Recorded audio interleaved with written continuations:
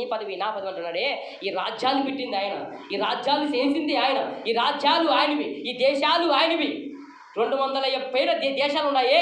ఈ దేశాలకి అందరికీ రాజు ఎవరు? యేసు ప్రభు. ఈ దేశాన్ని చేసి దేవుడు ఎవరు? యేసు ప్రభు. ఈ దేశం తయారు చేసే దేవుడు ఎవరు? యేసు ప్రభు.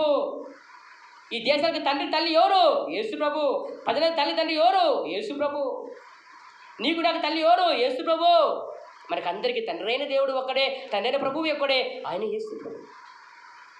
ఇవన్నీ ఆయన అమ్మ. మనం కొట్టుకుని చెప్తాను భూమి మీద, నీ ఆస్తి నా ఆస్తి, నువ్వు ఎంత నువ్వు అంత అని. అర్థమైందా? ఈ కులాలు కూడా ప్రజలు పెట్టుకున్నారు, నువ్వు గొప్ప నేను గొప్ప అని. హల్లెలూయా. తప్పు, రాంగ్. ఇవన్నీ అపవాదపు క్రియలు. ఇవి కూడా అపవాదం ఏర్పరిచి తల్లికి పిల్లకు తల్లి పడకుండా, భవని పడకుండా ఇలా భేదాలు పెట్టి ప్రజలను నాశనం చేస్తున్నాడు. ప్రజల్ని నరకానికి తీసుకెళ్ళాలని, ప్రజలను నశింపజేయాలని, ప్రజలని దేవుని పిల్లల్ని వాడు వశపరుచుకొని గబ్బు లేపుతున్నాడు. ఈ మత పిచ్చి కుల పిచ్చి పెట్టి. ఏసే మార్గము సత్యము జీవమై ఉన్నాడు అందరికీ. ఎవరికయ్యా అంటే సర్వభూమికి, సర్వభూమిలో ఉన్న ప్రజలందరికీ, యావత్ సృష్టి ప్రజలందరికీ ఒక్కడే దేవుడు, ఒక్కడే తండ్రి, ఆయన యేసు ప్రభు. హల్లెలూయా. ఆయన యెహోవా. ఆయన అతి పరిశుద్ధుడు, అతి పవిత్రుడు, అతి నిశ్చలంకుడు, అతి నీతిమంతుడు యేసు ప్రభు. ఆయన యందు ఏ దోషం పాపము లేదు. అందుకే మనం పాపలం కాబట్టి మళ్ళీ ఆయన పిలుస్తున్నాడు, రండి నా వద్దకు పిలుస్తున్నాడు. ఇది దేవుని యొక్క కృప. హల్లెలూయా. సినిమా ఎంత బాగా చెప్తాను అసలు లోతు. ఇదిగో పురుషుని కూడాని అంటే నా పిల్లలు పవిత్రులు అంటున్నాడు. హల్లెలూయా.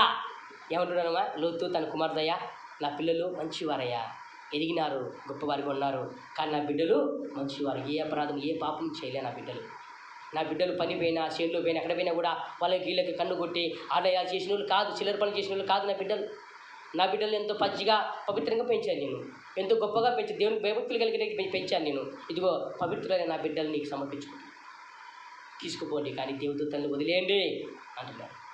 హల్లెలూయా. కానీ లోతు తెలియని ఏమంటే దేవుడు అక్కడ ఉన్నాడు, దేవుడు ఆ స్థలం ముందు దేవుడు చూపు అక్కడ ఉంది. దేవుడు ఏం చేశాడు తర్వాత వాళ్ళకందరికి మొబ్బులు కలిగేశాడు. హల్లెలూయా. కానీ దేవుడు అక్కడ కానీ ఆయనకు తెలుసు, కానీ లోతుకు దేవుడు యొక్క ఆత్మ అక్కడ ఉంది కదా, దేవుని ఆత్మను ముట్టినిస్తుందా? ముట్టనేదో. లోతు కుమార్తెను ముట్టినిస్తుందా? ముట్టనేదో.